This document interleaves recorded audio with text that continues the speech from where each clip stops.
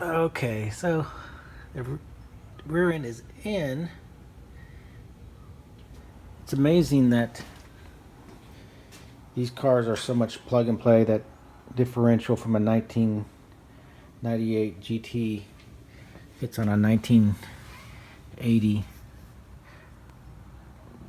Pretty much dead on. Now, I don't have the springs in yet, but I'm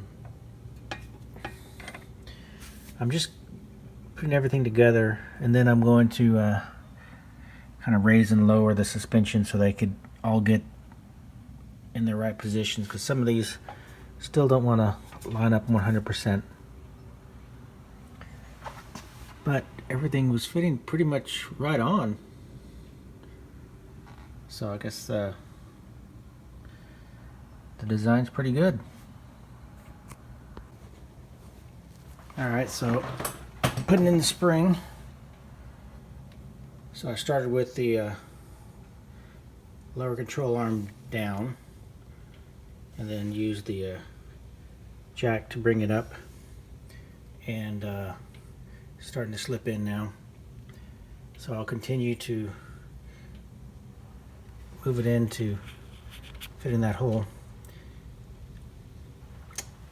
and then I'll do the same on the other side.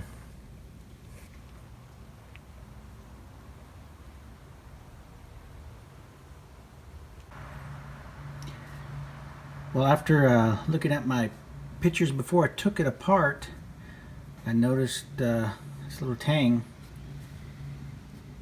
is supposed to be right here, facing in that way. Oh, so I didn't know how big a deal that was, but since I'm here, I might as well put it in the right spot. So I'm going to lower it again and then turn it. Since I have lots of time, might as well, right? Okay, so I switched over the driver's side, and you can see the difference with the tang. I don't know. Seems a little different.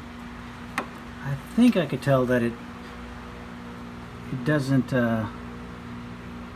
sit as high as the other one, but anyway. So I'm starting to put it back together and put on the rear shock, and I'm guessing this is just the early Foxbodies that had this style of shock connector. The one I pulled from the junkyard had a connector, and it would make the shock go this way, and I actually like that one better. It seems a little bit beefier. But I forgot to get some of the hardware from the junkyard to go with it, the bolt. So I'll put this one back on, but I'll be going back to the other version once I get that hardware. Just seems a little beefier, but I thought this was interesting. 1980. Guess it costs less if you do it this way, so maybe that was the idea.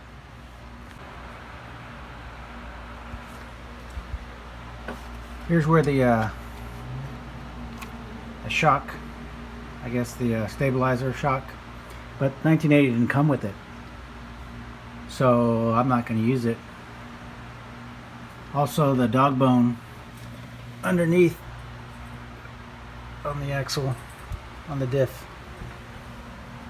1980 they didn't have that as either. I'm not putting that on, or the sway bar. I usually have something that connects right there. So maybe later we'll see how much wheel hop I get. Putting back on the drum brakes now, and drum brakes, yeah, man, I would, who comes up with this stuff? I mean, it's so simple, but then whenever you try to put it together, it all just kind of bling, bling, bling, just all just falls apart. I usually have to put it together once full before I realize that, oh, okay, the parking brake goes in, and that needs to be connected right up there, and oh, there goes that spring, and this falls apart, and I'm like, okay, where did that go? And then the washer comes out, and I'm like, where'd this washer come from? So these tools are great though. Putting on the springs right there. Actually, that was for taking them off. Putting them on, you use that. Some people just use a screwdriver. Most people who've done this, they could do it with their eyes closed, but I don't do this very often. But I'm still not upgrading to disc brakes. Not yet. Just keeping it simple.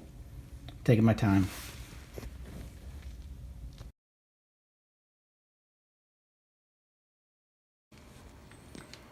And this is what most of the work was for. For the track lock. I don't know if you can see the other side spinning. Same direction.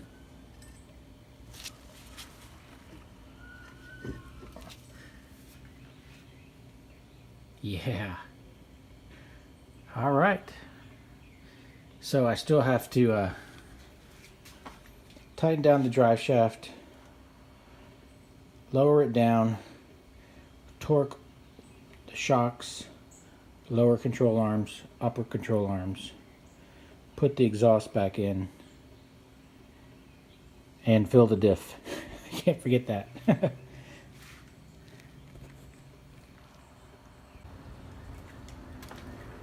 Alright, I got it up on the wheel mat, on the wheel stands, so I could torque down all the bolts. So I've done that, and I'll kind of show you that on the next video here. I like to use some paint markers to mark my bolts so I could see if they've turned. So after driving for a while, I'll check the markings, see if they've moved any.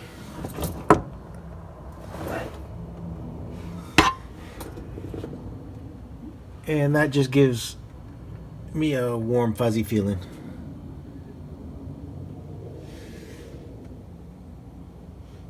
Same thing with the shocks.